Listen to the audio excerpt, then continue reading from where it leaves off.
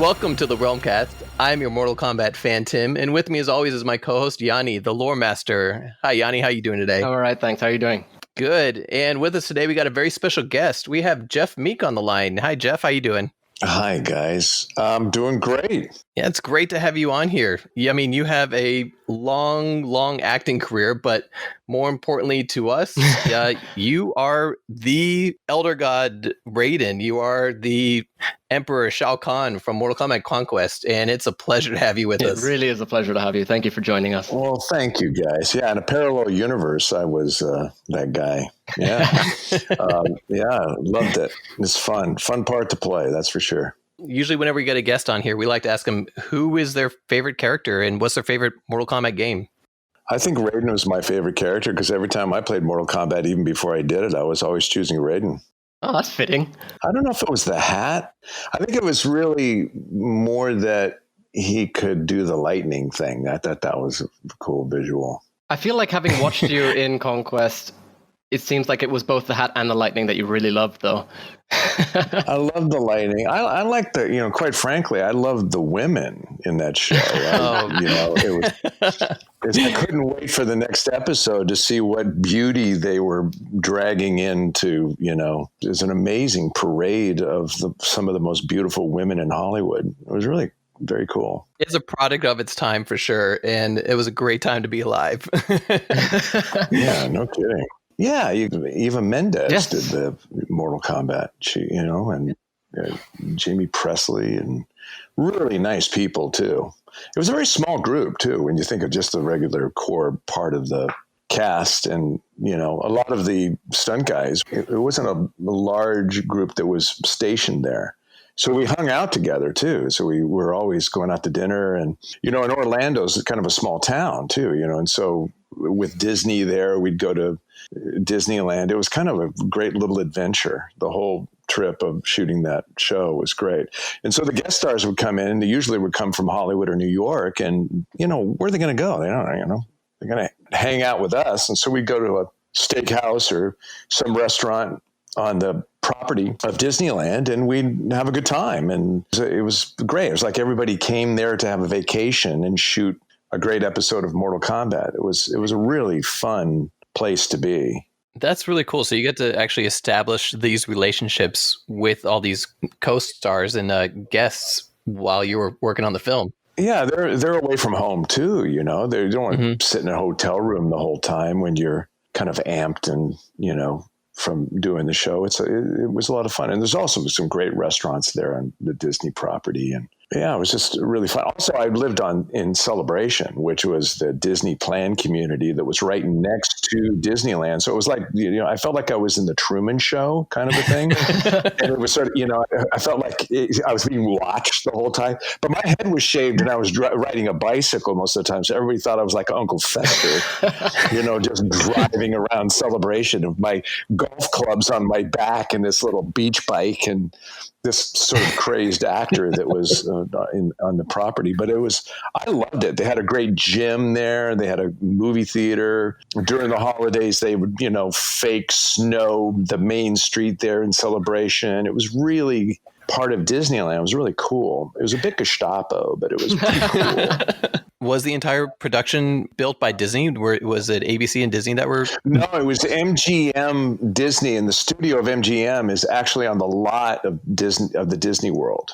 Oh, okay, gotcha. I think Disneyland bought MGM or something, and so the studio they were making television on the lot. Now, actually, the show itself, the set of the show, the city of where we were shooting Mortal Kombat, was part of the show. It was part of the tour. Oh, and so tour guides they had a catwalk that went around the studio on the top, and they eventually plexiglassed it. But you could see it was tough to shoot Shao Kahn because I was backlit all the time, and so that light would shoot up there, and I could see while I was shooting it, I could see all of these people watching that were in the tour. And it was distracting because it would walk by, and so after a while we had to have an agreement that when you came in and we were actually rolling camera, that you would have to stop so that I wasn't distracted by, people waving and pounding on the glass. Oh yeah, fair enough. It was wild, but it was great just to be there. And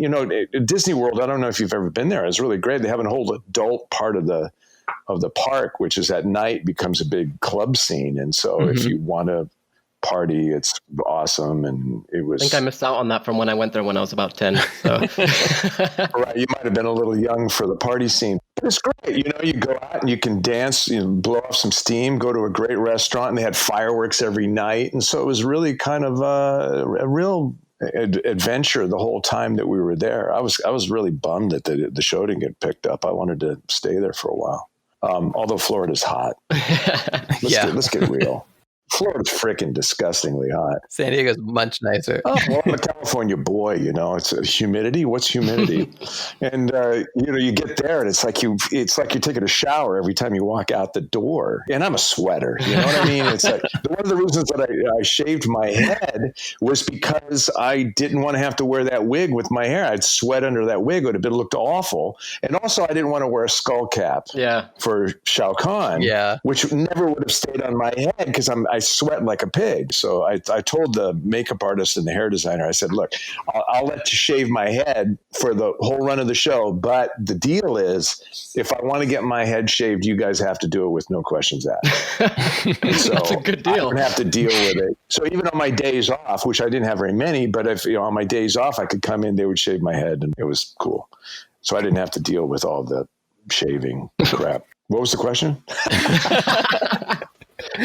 So we were talking about kind of how Raiden was one of your favorite characters beforehand, and I was going to ask you next, how did Mortal Kombat kind of affect you? But I mean, you've answered. Yeah. Raiden was my favorite character to play in the game. But I'll tell you, Shao Kahn was really fun to play. You are by far my favorite Shao Kahn in Mortal Kombat media. Thanks. You're my favorite Shao Kahn and Raiden, so yeah, great job with both. Delicious part. Oh, wonderful part to play. When I used to watch the show, I had no idea that you played both roles. I always wondered, who is the Shao Kahn? Because his performances are exactly what I expect out of a Shao Kahn. Oh, great. Thanks, man. You were amazingly brutal, yet at the same time, scheming. It was so good to see Shao Kahn done justice in this way. Oh, thanks. I appreciate that. I always believe that, if you're playing a bad guy, at least have a little bit of a glint in your eye, that you're getting some sort of kick out of it.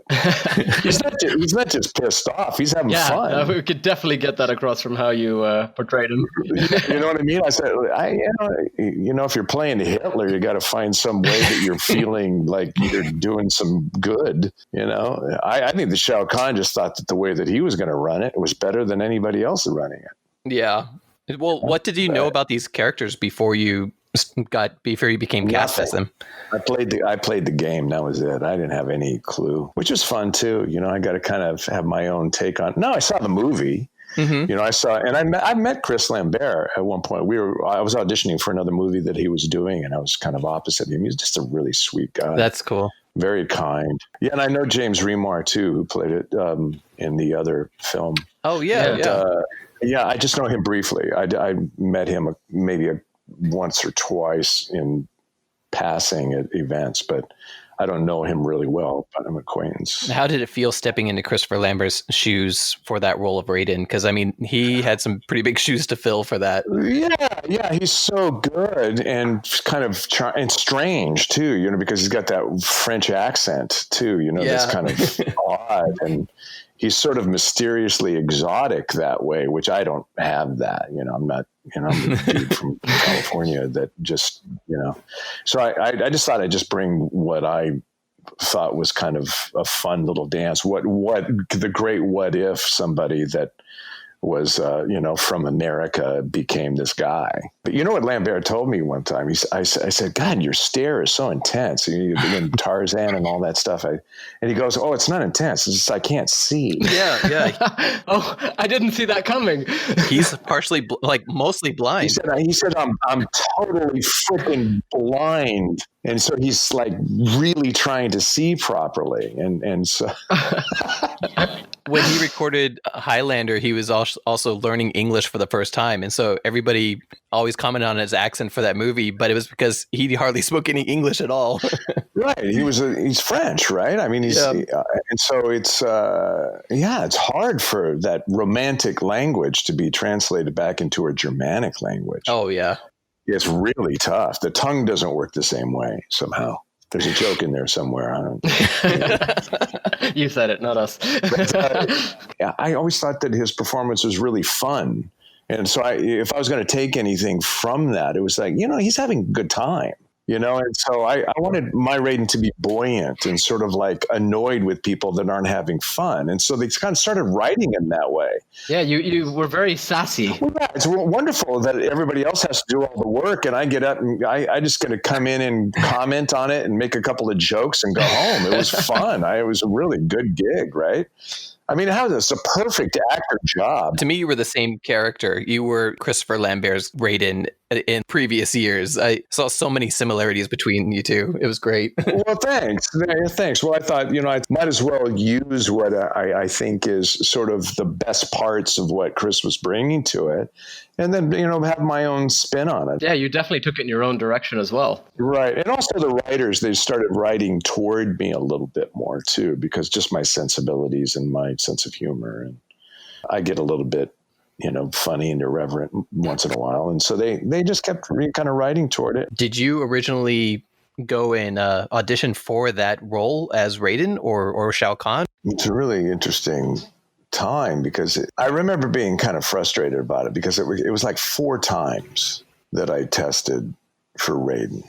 And, I was just getting, I mean, after a while, you just kind of go, okay, I know I'm in the mix, but it gets a little aggravating when it's like 4 or 5 times. And then I went in on the last one. And it was the, producers there and the director and casting people. And I had I did my audition, and they're all kind of mumbling to each other, and kind of leaning in, doing that sotto voce whisper. And I'm kind of standing there, being stupid. And the casting director just turned to me and she just went, here, Jeff, here's some sides for this other role. And I went, oh no. That's over. That's the kiss of death, right?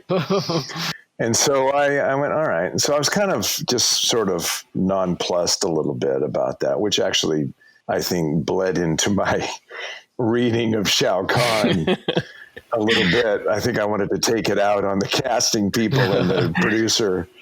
And so they said, why don't you go outside and work on the sides a little bit for a few minutes? And I went, no, I'll just read it. And they went, really? And you don't want to look it over? And I said, no. I was just kind of irritated and, and I just, and so I just let them have it. I just kind of, did my best version of, pissing and moaning on them. And they loved it. And I didn't know. They just kind of went, oh, thank you very much. Another kiss of death. And so I walked out of the building kind of going, well, what the hell just happened? And I thought I totally botched it, and I got a call that day from, if I recall, it was Fran, lovely woman, good casting director. I'd worked with her on other projects before. And she called me up and said, hey, Jeff, would you be interested in playing both parts? Wow. And I went, what do you mean? And she goes, we like you for both. We want you to play both characters.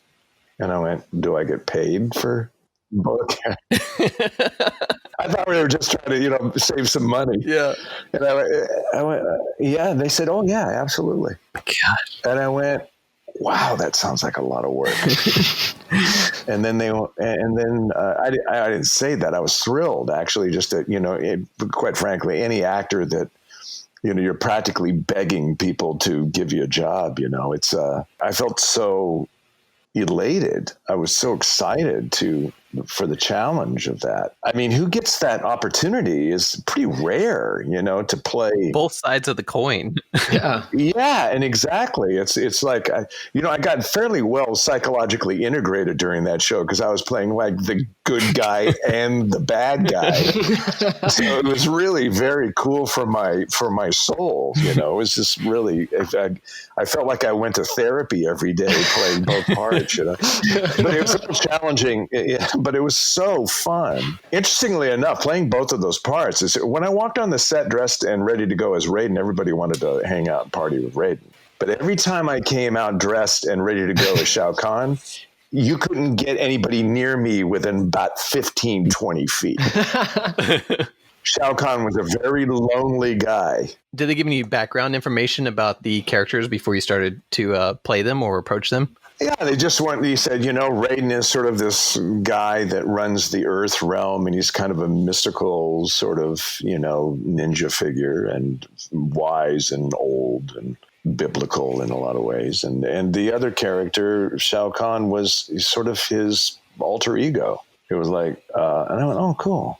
And I said, yeah, he's just sort of in the underworld, and it's sort of this mythical world that he runs, and he's, a shadow figure, sort of a Mephistopheles kind of figure. I don't know if you guys know Faust. Mm-hmm. Yeah. But it was, Faust is a story about the guy that sells his soul to the devil, and the devil has this liaison that goes and finds him to collect, and his name is Mephistopheles. There's this wonderful movie called Mephisto that is based on Faust. Now, Goethe, who was a great writer, wrote Faust, but it's an ancient story. It's about a guy who wants to be famous, and so he sells his soul to the devil, and then the devil ends up coming and collecting. And so it's a classic story. And so I thought, wow, how great that, this twin brother of Raiden decided to take that route. And he wanted to be all powerful and successful. And that's interesting that you mentioned that, because the twin brother thing, that was something that they kind of used in the movies too, but it's something that's kind of been scrubbed from the story since the movies and the TV show. Yeah, I just thought it was a really fun exploration of my, not only is just the challenge for me physically and emotionally, but just how fun for, an actor to be able to go, wow, I'm never going to get bored here, guys. That's, I'm always going to have something to really chew on here. This is really cool. It was a little hard to play both characters at the same time, because if I was doing it in the same day, I would have to, it was a vocal, physical, that's a turn. Yeah. So it was a little challenging to do it in the same day. And that didn't happen very often, but when it did, it was a little bit much. But yeah, loved it. But that's kind of how the casting went, is that it went on forever. And then all of a sudden I only auditioned for 5 minutes for Shao Kahn. Literally just reading. It was so bizarre. I didn't even prepare it. I just got pissed because they didn't give me the part of Raiden, and so I just, vomited all over them in the scene. It sounds like that's what they wanted from Shao. Yeah, I just promised myself that I was just going to scare the shit out of everybody in the audition, and so I just did. I just sort of like spit on everybody, and I just had a really good time, just kind of letting it rip, and that's kind of how I played Shao Kahn too, is that I'm just going to have fun just kind of, torturing everybody. You practice Taekwondo and Aikido, as far as I know. Did those affect you getting the role in any way? Well, I had already done my series. I did a series in Paris a few years before called The Exile. It was a CBS late night show. And I played a double agent who was a spy for the CIA and the KGB. And he had to go underground because the wall came down. And so the KGB found out that he was a double agent. So he was, hunted by them. And then my liaison connection to the CIA was murdered. And so everybody in the CIA and the Americans intelligence thought I was a traitor, because that was my only connection to that. And so I was being hunted by both sides. And so the character had to go underground. But he was a badass. He knew all these wonderful spy things, and he was kind of a Born Identity kind of character already. Yeah, that's what I was getting sort of the vibe for. Yeah, and so I worked for this sort of secretive militia branch of the Paris police department. And so I could actually, as a ghost, and so I could work for them because I knew all these languages, and they had all kinds of international stories there. So it's kind of a James Bond Born Identity character. So I was really training a lot then with weapons and martial arts. But I didn't primarily become a martial artist until I really started playing some of these roles that were really action oriented. I also did a pilot earlier before that called Remo Williams. And I don't know if you guys know the movie of Remo, No. But it was Fred Ward and Joel Grey. It was in the 80s, and it was about a guy. It's based on the Destroyer novels. And the Destroyer novels was written by, I can't remember the author's name offhand right now, but he wrote like 8,900 of these novels. And it was about a guy who was a cop in New York that didn't have a family. And so he gets hurt, but this underground part of the American intelligence needed a ghost figure that was trained as a ninja kind of quality. So they had this Korean guy teach him this secretive martial art called Sananju. And so he could do all these wild things like jumping off of big buildings. And it was a very Superman kind of Spider-Man mix of things that this character could do. And so I started training really, really hard for that pilot. And I was working with some great martial artists and stunt guys with that. And I did some gags in that thing that were just terrifying. And so then from that show, it didn't get picked up because I think the network got a little nervous. It was a really good pilot. I did it with Roddy McDowall, the great Roddy McDowall played the Chun character in it. And it was a really cool pilot. And so, he was like doing all this really crazy shit. And I ended up getting a pilot for The Exile after that. And I went to Paris to shoot that for almost, I guess it was a year and a half, 2 years, something like that. And that was a late night show that was a French-American co-production. And then from there, they liked what I was doing with that. So they canceled that show. CBS then hired me to do Raven. Mm-hmm. And I did Raven with Lee Majors in Hawaii for 2 years. And it was all based on this guy being sort of a ninja warrior, And so I did a lot of sword work, and I worked with, Jeff Imada and Billy Blanks and Philip Tan and all these great martial artists that I worked with. Al Leong was teaching me, technique, and James Liu, who I had a fight with in Raven. He was at Garrett Warren, who's he did all the stunt coordinating and for Avatar and all the James Cameron movies. He was my stunt double, and so I was working with those guys with Billy Blanks for months and months and months and months. Also with Benny the Jet Urquidez, because earlier on in my career, I was going to do a film called Ford Fairlane with Andrew Dice Clay, and I was playing the heavy in that, and I had to do a lot of martial arts in that. So I started working with the great Benny the Jet Urquidez, and I was in the ring with that guy for 6 months. And so I was being trained by the best martial artists in the world for many years. And so by the time I got to Mortal Kombat, I was a seasoned martial artist.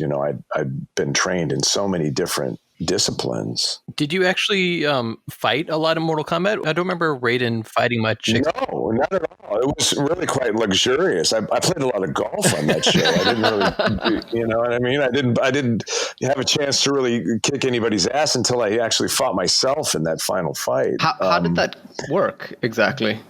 My stunt coordinator was about my size. And so we'd put Raiden's costume on when I was playing Shao Kahn, and then we turn the camera around and I would put the costume on and he would switch and he would put the Shao Kahn costume on and I would play Raiden. All right. So you had to record everything twice.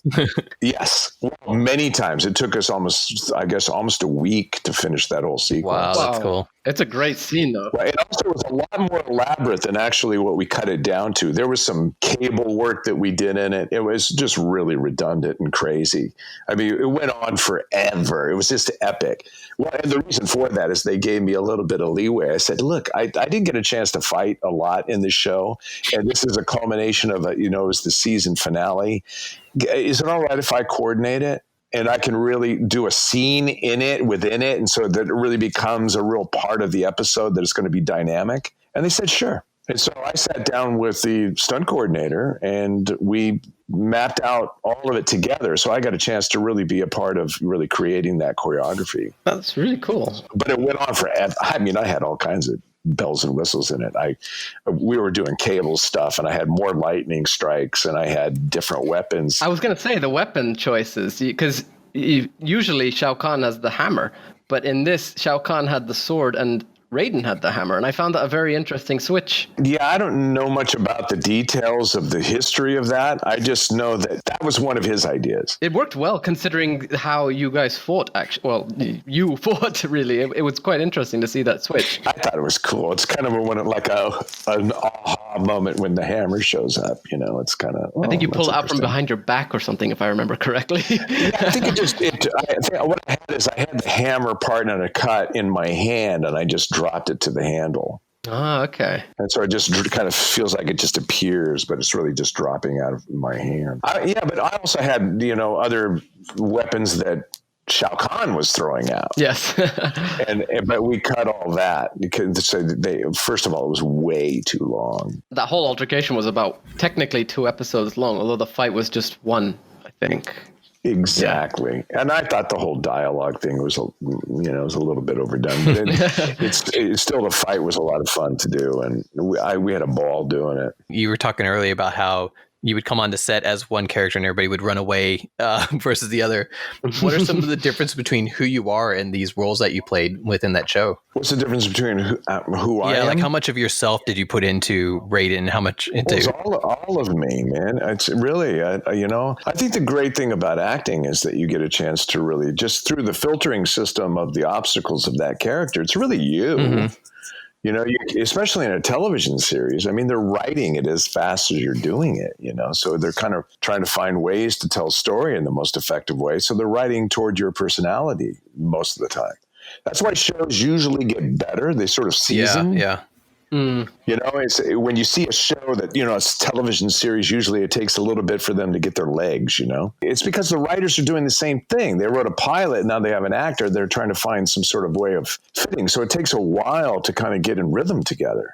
By the end of the series, you guys... Yeah. So by the end of the series, usually, unless you get bored and the writers get, if they run out of stories and stuff, or they get, distracted. You know how it is. You're watching a series and go, hey, man, you got to wait until season 3, man. Yeah. Season 3 is awesome. Well, it's because they got their momentum. They got an idea of who they're writing for, how those actors respond to the material. I feel like it can go both ways, though. You sometimes have shows which kind of lose their essence as they go on for too long. Yeah, that's my point. Is it's one or the other. It's either the writer runs out of story. After a while. I mean, how many stories can you tell of the same thing? It's. And a writer, too, if you look at it this way, a writer writes a pilot or he writes a story. He's got maybe 10, 12 stories attached to that maybe he's got ideas for in his head for the series. Mm-hmm. I mean, he hasn't written all that stuff out yet. Maybe he's got some ideas for the first season, but who ever thinks they're going to be so successful that show is going to get picked up? You know what I mean? A writer doesn't, have that foresight.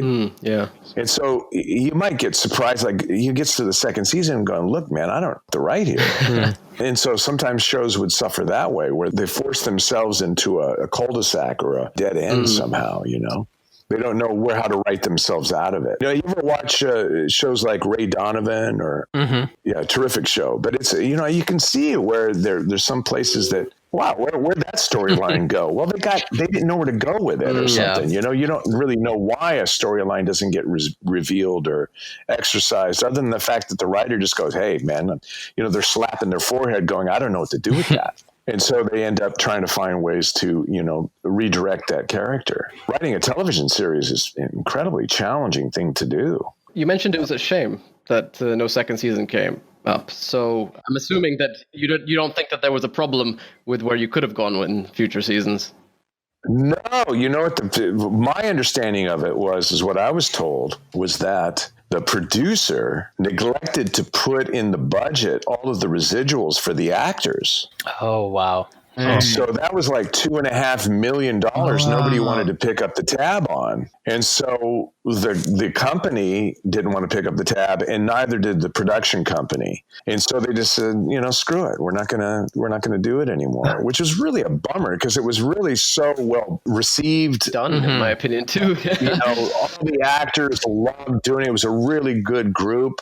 I thought we were kind of hitting our stride a little bit, and it was a hit. Let's face it. Yeah, we loved it. The show was a freaking hit. It had a good hammock. It was right there with wrestling, and I don't know what it was in the rest of the world, but in America, where we were at, it followed like the World Wrestling Federation, which is like a great hammock to be in, right? It's everybody was watching it. It was a great time. Yeah, all those people that it's a perfect feather into watching Mortal Kombat. Well, the release schedule kind of got messed up in America too. I remember I had to end up watching a lot of it after it was all released to kind of get the sequence in order. That's true too. That's what happened with Raven too, is that they kept moving. It's kind of hard on an audience when you don't know what time exactly that show's coming in on. Nowadays, it doesn't have that problem. And so, programming has a lot to do with success. When you think about the time slot of when, you're going to get numbers, because it's really a numbers game too, fellas. It's the show. I've done shows where people go, God, that show was 10 times better than the show that replaced you. And I went, yeah, but we didn't have the numbers. There might have been some factor. For example, when Raven was replaced by Walker Texas Ranger, is that Walker Texas Ranger, the quality of that show, he could barely have enough money to make 3 episodes. And the quality of the show was not even remotely close to the production values and the quality of the show of Raven. But he was, a half-ass movie star.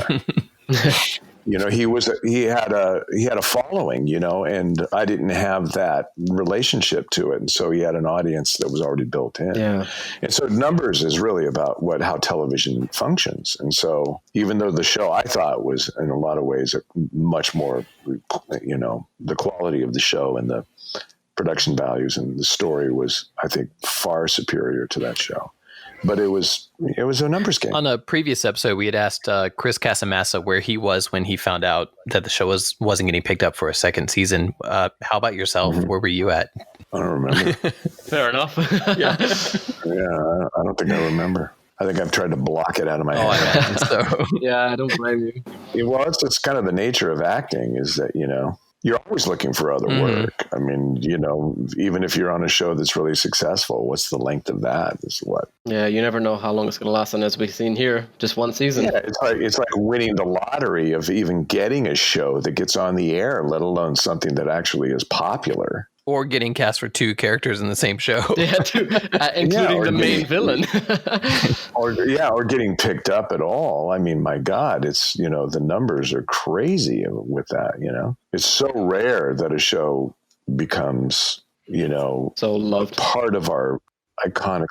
Yeah, I just thought that, I always thought that on some level somebody should have just paid the bill and made the show. Oh, I agree. I've to this day, I was telling FANTiM before, I've seen the show more times than I can actually admit to have seeing it. I don't know. I really loved the show. It stuck with me, and I've always wished we could have gotten a second season.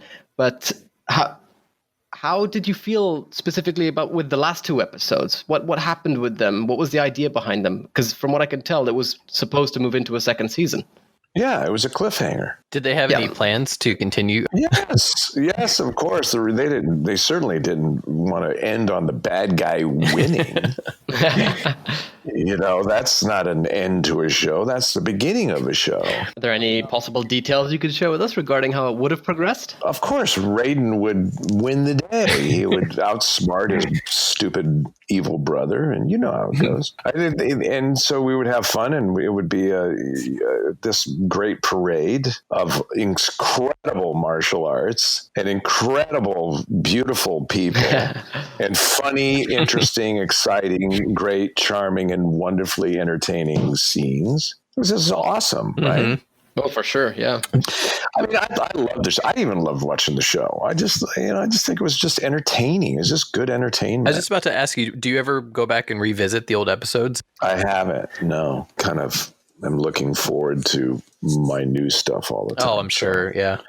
And I'm really quite busy, actually. I'm doing this pilot, and I just got done doing a play. I was on the stage for right before the pandemic started, actually. And I did a play called The Humans, which is it won the Tony Award on Broadway a couple of years ago. And I saw it on Broadway, and I just got, oh my God, anytime I could get an opportunity to play that part. And so I got the opportunity. I got cast here in San Diego. That's great. Oh yeah, beautiful theater, San Diego Repertory Theater, and it was a fabulous experience. So I just love acting. I'm writing a lot. I've got my own studio. I'm directing a new play, and my pilot, and I'm starring in the pilot, and I've got another musical that I'm writing, and I just really, I'm happy. I'm happy and feeling like, I'm living a wonderful, artful life like I wish on everybody, Well, it's very nice to hear. That's really good to hear, actually. Yeah. I mean, I have my issues, but it's, it's a losing proposition, guys. You might as well live it up. Definitely. Agreed. So if you could go back and replay some of these old characters, either Raiden or Shao Kahn, would that be something that you would consider? Oh, are you kidding me? I'd jump on it, man. I loved it. I was bummed when it didn't get picked up. I was pretty pissed too, because I think, wow, how successful do you have to be before somebody gives you money to do something? Yeah. We had a following. Everybody loved it. All the crew and the cast loved going to work. Mm-hmm. The camera crew was great. We just were a big family, We had a really good time. We thought we were a hit. And to not get picked up was really disappointing. It was kind of a kick in the teeth, too, with how it ended, considering, pretty much everybody really died. Not cool. Yeah, not cool to the audience either. Yeah, I just don't understand really how we could have come back from that point. Oh, yeah, that's why I thought it was a really great cliffhanger. It looks like all is lost, right? Yeah, exactly. So but it's not. There's always been theories about how it could have happened, like back in time, or it's all a dream. I would say that there was some sort of miraculous thing that might have happened that from Raiden's point of view, that he gets the leg up on Shao Kahn and escapes and recovers, and then gets his strength back, and then meets him in a neutral place again and kicks the shit out of him. I don't know. I fantasize about it, but I just thought that, wow, I'm going to be living in Florida for 5 to 10 years. Oh, yeah. That's what I thought was going to be happening. Yeah. And then I was going to be really, really rich. No, I'm kidding.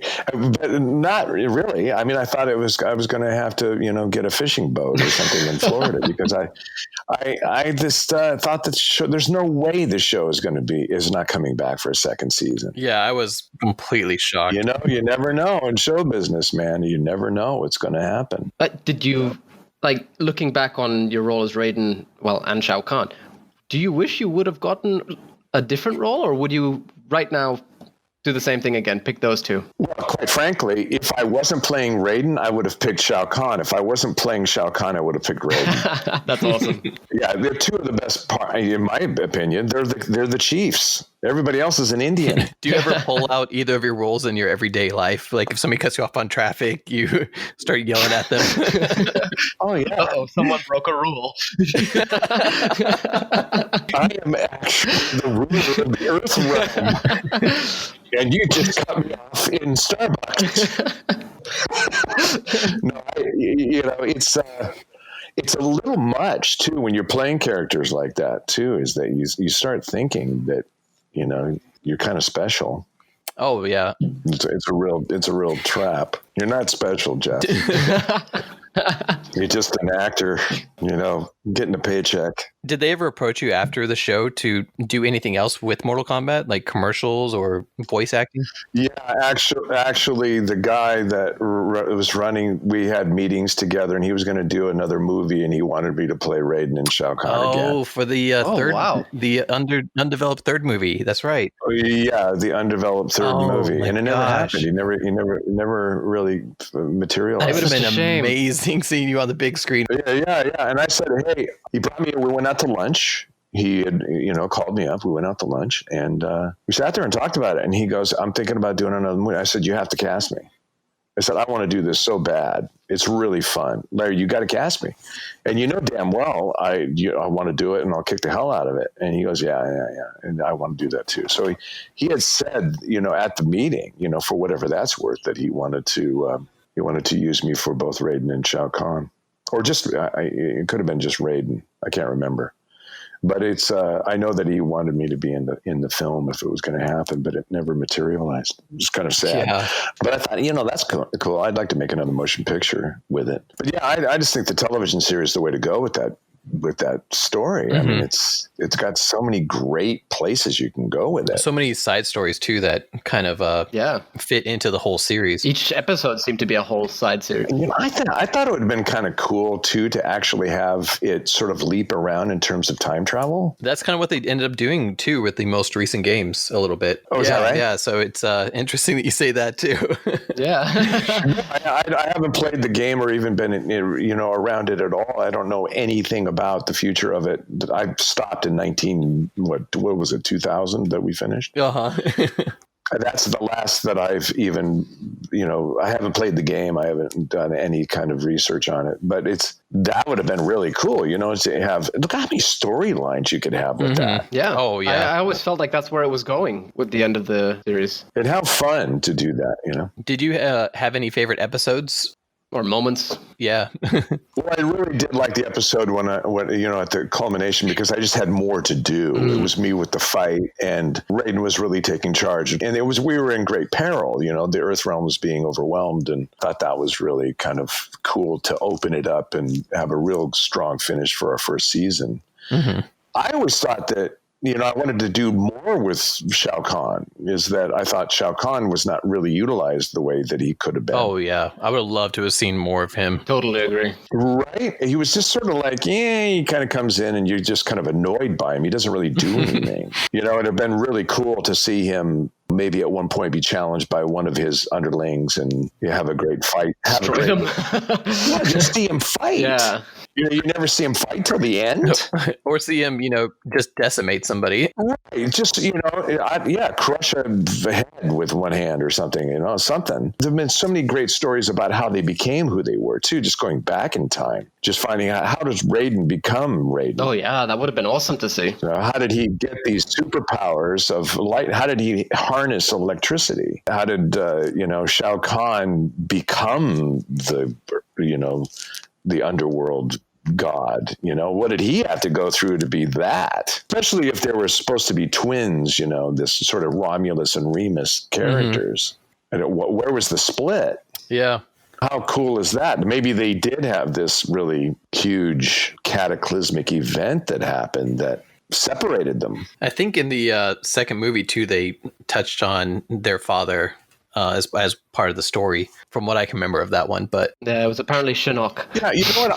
I think it'd be really cool just to do a story just based on those two guys. Do a whole movie just based on that. That's what's so interesting about Mortal Kombat as a whole, is that each character. Yeah, you can franchise all the. Yeah, it's like Marvel comic. Yeah, you got how did Scorpion become Scorpion? Mm-hmm. That's a bitchin' backstory. Oh, definitely. I mean, what I loved was that each episode had a different character's story coming up. Like, we saw characters such as Rain or Reptile, Sub-Zero, Scorpion. Everybody came up in some fashion and always had their own little storyline. Yeah, I thought that the writing was remarkably good for, Steven was a terrific writer. He wasn't just a writer for Mortal Kombat. He really knew how to write. And being able to write all those side stories too, but keeping the main protagonists. Absolutely. He always had a little twinkle. Mm-hmm. It was kind of kept it buoyant and joyous, and yet it was dark and moody and cool and sexy. And, that's a tough balance. Yeah.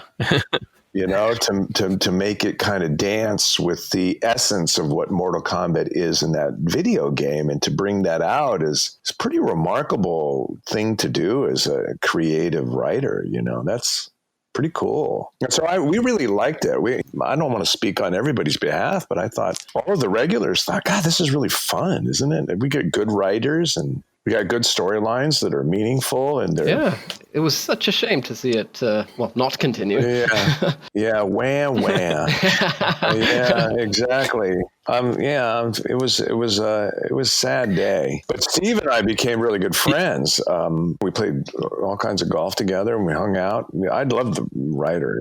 I was just about to ask you that. Did you stay in contact with a lot of the different cast members? Yeah. Bruce Locke and I are really dear friends, and Paolo is, lives on the other coast, but he's a very dear friend. And Kristana, and she's lovely. I just saw Daniel. I was watching Barry. Do you guys ever watch Barry? No, I haven't seen this. What a funny frickin' show. You know who Bill Hader is, right? Mm-hmm. Yeah. He's got a show that on HBO called Barry. And it's about a hitman that wants to be an actor. It's freaking hilarious. Huh. And one of the characters on the show is this guy that he's supposed to hit him or something. And Daniel plays this guy that he's like a Terminator character that just keeps beating the shit out of him. It's so good. That sounds good. I haven't seen Daniel. Yeah, I haven't seen Daniel in a long time. Ever since the show, I haven't seen any hiding her hair of him. But it was great to see him in that show. He was really terrific in that episode, and funny. He was very funny in it too. Do you know what's really kind of unique too is that I went to college with the other Shao Kahn. Oh, did you? No way. Yeah.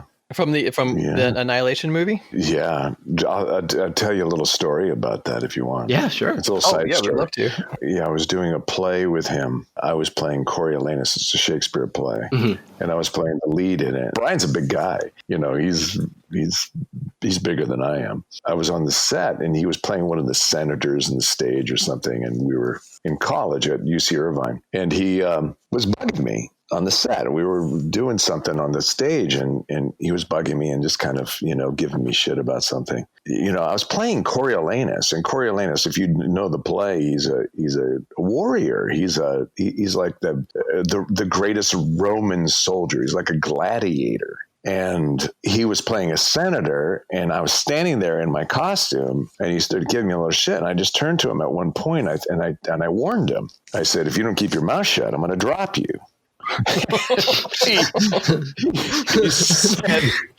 he said something else, and I gut punched him right on the stage. And he dropped it, but I didn't know that Brian had surgery. Oh, no. To remove part of his intestine. Oh, no. And so I nearly killed Brian.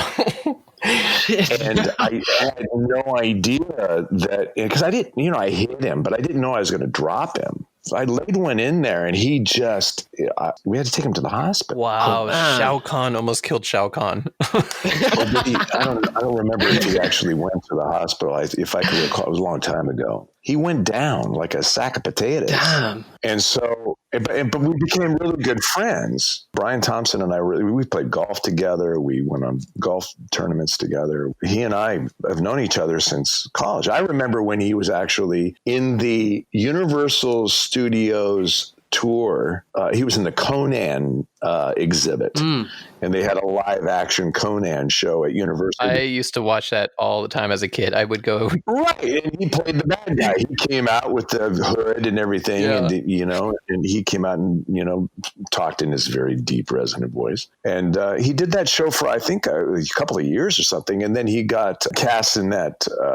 Sylvester Stallone movie. I think it was called Blade or something. I can't remember the name of it. No, not in Blade. It was something. It was a Sylvester Stallone movie. Cobra.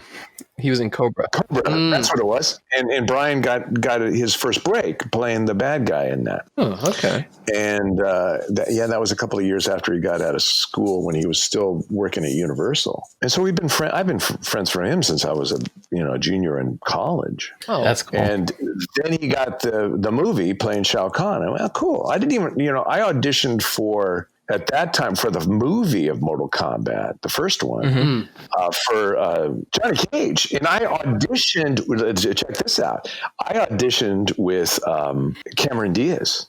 Oh, that's right, because she was trying to get Sonya. Yeah. I auditioned with her. I tested with her in the audition, playing Cage opposite her. Whoa. We laughed about that later on. We both laughed at the fact, we both auditioned and didn't get the part in the first Mortal Kombat movie. And so, well, she's done pretty well since then. Oh, yeah. Yeah. You both have. And a couple of gigs, so Brian and I have been, friends forever. But that was I didn't see that coming. funny story. But Shao Kahn dropped Shao Kahn on the stage in college. Isn't that weird? That's a weird coincidence. It is really weird. Odds that you're going to be playing the same bloody character in a comic book sort of. That I just think that's really very funky. I think we just found Jeff's favorite finishing move. It's the gut punch.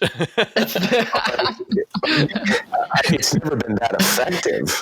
I mean, if you tell me that you've had part of your intestine removed, I'd be happy. Lost the fatality immediately once you hear that. Yeah, I thought, my God, I'm amazing. And and everybody on the stage just looked at me like I'd killed the senator. Oh, was he a big guy back then also? He was huge. He was like, he was in college. He just got done playing football in Washington. God. So he's absolutely ripped, and I was fit, but I wasn't near, I was not quite as big as he was. Yeah, I think he's a couple of inches taller than me too. Yeah, so we became friends. It's how guys are. Yeah. And I felt really bad. I didn't know. He told me afterward, I just had part of my intestine removed. You're like, shit. I just killed my co-star. So earlier you were telling us what you'd been up to since Conquest. Do you have any other projects that you're currently working on that you'd like us and the fans to know about? Yeah, I'm doing some action stuff. I have a character that I've been working on that had a lot of action. Mm-hmm. A lot of martial arts in it. And the pilot that I'm doing right now has a lot of action in it, but it's based on the San Diego Police Department. Oh, it's cool. sort of a different kind of action. Okay. Yeah. And also the Mexican cartel. And so it's about, drugs and violence and having to deal with the border. And I live in San Diego now, so it's kind of cool and prevalent and exciting. So I'm writing that and working on that. The other show that I'm writing is sort of like a Raven-ish character. He's sort of almost like a kung fu character. Cool. So you can kind of go back to your roots with that one. Yeah. And did you guys ever read the book Shibumi? I haven't, no. Raven, the show I did for CBS, was based on. Really? Yeah, that's how I was sort of seduced into doing the show. And it's about a mystic he was half Russian, half Japanese. And he was this savant that became this sort of mystic warrior. And it happens during the Second World War, and he gets imprisoned. He ends up becoming this assassin. This sounds pretty awesome to me, honestly. It was an awesome book. It's an awesome book. You'll love it. I'd pick it up and read it. You'll dig it. I'll check it out. And it's called Shibumi. The head of the network, who was Jeff Sagansky at the time, he loved that story too. So him and Frank Lupo, they got together, they were talking about what they can write next after A-Team, and he went, I want to do Shibumi. And Jeff goes, I love Shibumi. And so I got seduced into thinking that we were going to do Shibumi. And so he wrote a show like that character. So that's what my Raven was based on. And they ended up making a movie or a made-for-TV movie. That was the pilot. Oh, okay. We did a 2-hour pilot for the And so that's how they did it back in the day, is that they would do a pilot that was like 2 hours long, and they just separated into 2 different episodes. Oh, yeah, spin it off. Yeah. And so they could do it like so it felt like a movie. If you wanted to release it as a movie, you could, but really it's a pilot to kickstart a series. Makes sense. Yeah. And so I thought that's what we were going to do. I thought we were doing Shibumi. And then, when we started to make the movie things, the television series, it kind of changed a little bit because the thing about networks back then, there was only 3 networks that was kind of run by MBAs and bean counters. And so it kind of homogenized a lot of what was going on with the art. What's great about this era in television now, in my opinion, is I consider it the golden age, because there's so many different avenues for art to be created because of the cable. Yeah. is that the HBO really created the model for this, is that they decided to give power to the artist back. They gave it back to them. And so the quality of the work went up because you only have one artistic voice. And so, but the networks, there was only like 3 or 4 networks when I was first starting television. And so there was a lot of people that were sort of dictating from, the numbers part of networking and programming. It's a business. And so they would homogenize a lot of the work and they would influence how the work was being presented. So basically, there's just way too many, cooks in the kitchen. And so with cable, what happened is that you have all these artists and they just need content. And so they're giving power to the artist to just create your thing and present it, and we'll give you money for it, which is a great model. And so the work gets better. The quality of the work gets better. It becomes more unique. It becomes, transformative because the artists are in power, you see. You'll think of all of the television you're looking at right now. It's incredible how much content there is. Yeah, there's endless stream. It's not good, but man, a lot of the writers for film have now started writing for television because that's where the money is. That's the freedom. Because you don't have to think of a 2-hour movie anymore. You can be writing 10-hour movies. That's true. And there's so many different genres out there right now that we didn't have back in the early 80s and 90s even. Right, because, there's going to be a niche for your idea. That's why you create your own work and then to let the audience find you. And also because of the communication systems that we have right now, it's like instant. If somebody likes something, they Twitter it, or it gets out there, and so it creates a following. Like it's like fire, just expansive fire that happens if something's actually kind of cool and unique, and so that's why I think it's the heyday for artists right now. If you want to get into storytelling, the opportunities are really so much more prevalent than it was when I was first starting out. You currently also teach acting classes, is that correct? Yes, I do. Do you have any words of encouragement you'd like to give out to any actors or writers that are listening? Yeah. Actors got to act. I would just say, get up and start making furniture, right? You gotta act. You're not going to do it dreaming about it. Yeah. That's the other thing about Hollywood too, is that, or any kind of creative endeavor, is that it really is a tangible business.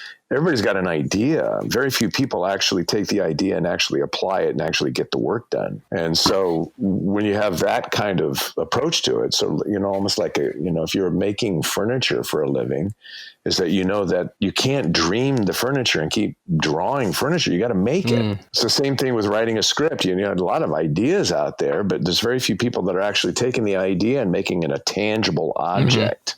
Actually doing something with it. Yeah, it's you're shooting it and you're editing it and you're creating the sound and you're costuming and casting. Those are tangible elements that have to go into the creative process to make it happen. Same thing with acting. I think a lot of actors just sit around dreaming about the idea of being an actor rather than actually going out and creating the work. If you want to be an actor, you got to act. You got to find an audience for one thing, and you can't do that if they're not seeing the work. I love it. So you can't dream about being an actor. There's a reason it's called acting. Yeah. You got to take action. You got to actually be the person doing the work. Nice. And you are your own industry too. You got to have some sense of husbandry about your own business. Are you going to, be the CEO of your company as an actor? Because I am my business from my head to my toes. I got to take care of that organization. And so there's, skill levels that you need to master in order to be successful, I believe. You have to be determined, and you have to have good energy, and you have to have perspective on the world and your work, and you have to have courage and focus, and know how to intensify your focus and know how to have duration in your focus. You have to have poise. which I think some people are intrinsically gifted, but you can learn that and you can get better at it. And of course, you have to be resilient because you're going to get knocked on your ass. That's great. Yep, very true. And the other thing, too, is that you might not be successful, but by God, you're not going to be depressed. You're doing what you want to do. Yeah, you're keeping yourself busy doing what you liked, doing what you love. Yeah, you're in your bliss, as Joseph Campbell used to say. It's what you feel like you've been brought here to do. You want to be creative and you want to create. That's great advice. That's beautiful advice, actually. Yeah, don't complain about it. How about just making the world more beautiful from your own point of view? That's my take on it. If you're going to live the artful life, if you want to be an artist, live it. Get up in the morning and get on with it, because there's only so many breaths you take. You might as well be doing what you love, breathing into something that you love doing. Yeah. It's like Jim Carrey said in his commencement speech. Did you guys ever see that? I did. Yeah. No, I'm not. Well, yeah, it's beautiful. He's talking about his father. He's a great comedian and never had the courage to go do it, but he ended up hating the job and the career that he had, and he ended up getting fired by it. So what Jim decided was that, you might as well do what you want to do and fail at that, because you can actually fail at something that you hate. True. Yeah, very true. Great advice. You're right. And then you're going to fail at it. So try it again and learn from to be really confident at something, you got to be willing to fail at it. Michael Jordan's a good example of this, the great basketball player. Yeah, he became the greatest basketball player, but his first, endeavor with basketball was failing at it. He wasn't even picked on his high school basketball team. That failure drove him to improve. I actually didn't know that that's what happened, but yeah, that's a great. Absolutely. Do you know who Mark Ruffalo is? Yes. Pretty much everybody does now, right? Yeah. Mm-hmm. I would say that Mark Ruffalo is a Hollywood star. Oh, yeah. Yep. Mark Ruffalo couldn't get arrested for about 10 years in the beginning of his career. But did that stop him from making art? No, it's because he wanted to get really good at the craft of acting. Mm-hmm. And so it made him very skilled. His talent was going to eventually be seen. It's like, think of Vincent van Gogh making his paintings. Well, is Vincent van Gogh any less of an artist because he didn't sell any of his work? No, he had to paint, because he was an artist. And so he made some of the greatest art arguably some of the greatest art in history. Yeah. Yeah. And now it's probably now the most sought after art in history, even though he didn't sell it during his life. So tragically enough, he wasn't like Picasso, who, made lots of money while he was still living. But my God, it doesn't make him less of a talent or a star, just because he didn't happen to, be alive when he became successful. That's some great advice. An actor has got to act. Before we let you go, tell us, what is your favorite finishing move or fatality or brutality from the Mortal Kombat series? Well, what's yours? Mine, one of my favorites would have to be when Raiden drops the arcade machine. I'm just sticking out the Raiden theme because you're here, but Raiden drops the arcade machine onto his opponent. So that was very politically correct of you. Yeah, I think I have a tendency to agree with you. I think because what's great about the Raiden character for me is that even not playing it, is he's got such a good sense of humor. Oh yeah. It's just really. I think he's the most charming of all of them. He's just, and so. I always like a good yuck, guys. And so the arcade thing I think is really fun. I mean, it's the show's dark. It's a lot of violence in it. So it's nice to kind of have a little bit of a chuckle. Oh, for sure. When there's you can pull somebody's brains out with their spine attached. It's a little much. Your Raiden was quite lighthearted, but he did have some serious moments in the opening for the show. There's a bit where Raiden kind of always says, "It's the burden you must carry." Would you mind saying that for our listeners? It's the burden you must carry. Thank you. He took everything very seriously because he knew how precarious it all is. But I love the wisdom, the sort of Yoda mentor kind of elder quality. He was a Yoda that could smile and make fun of the situation. who still had a sex life, you know. That was definitely made clear throughout the series. I requested that too. I said, he's not a eunuch, guys. He still likes chicks. Is one of the reasons that he's, in the Earth realm is because he likes women. So while we're on Mortal Kombat quotes, in the final episode, when you're fighting against yourself, Shao Kahn keeps telling Raiden, "You will bow to me." Do you mind saying that one too for our listeners? Oh my God. Let's see. Well, in order to do Shao Kahn, I had to practice for like maybe 40 minutes or something. Wow. So I'd have to kind of work into this place. It takes me a while. It would take me another 30 minutes to kind of get I'm seeing Shao Kahn in my mind right now hearing that. Yeah. So. Raiden. And I'm not even there yet because I'm kind of out of practice, but I would work on this kind of trying to drop into this different resonant part of my voice that unless I warm up, it's not terribly effective. Just hearing you say those words. That sounded great to us. Yeah. I loved playing it. I wish I could do it again. If you guys have any money lying around and you guys got any contacts with Mortal Kombat, you want to suggest, just put my name in the hat, would you? Oh, yeah. When I tweet about this, we're going to be mentioning to Ed Bruin that he needs to throw you back in there. Have you talked to any of the other cast members? Yeah, we talked to Chris Casamassa. It's interesting. Chris, he didn't really get a chance to really do much acting, but what a hell of a martial artist that guy is. He did get to play. We were actually talking about this last time. He did get to play in the role of Takeda before he became Scorpion, so he did get to show his face, which he was happy to do. Oh, that's right. For sure. We love having you on here. It's been a pleasure. It's been awesome pleasure, talking to you. guys. But the entire time really cool. you've been talking, I've just been seeing Raiden in my head. Yeah, that's fun. I really feel like, I'm more Raiden than I am anything else. That's funny because I've been seeing Shao Kahn in my head. I saw Shao Kahn when you were doing the Shao Kahn voice. So he's very much down here.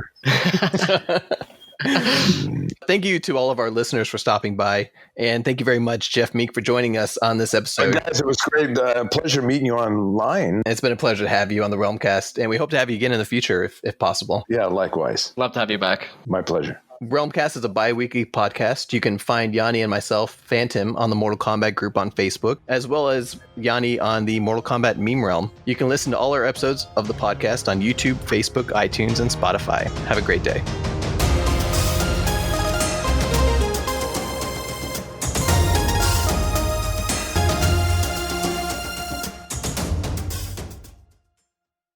It's the burden you must carry.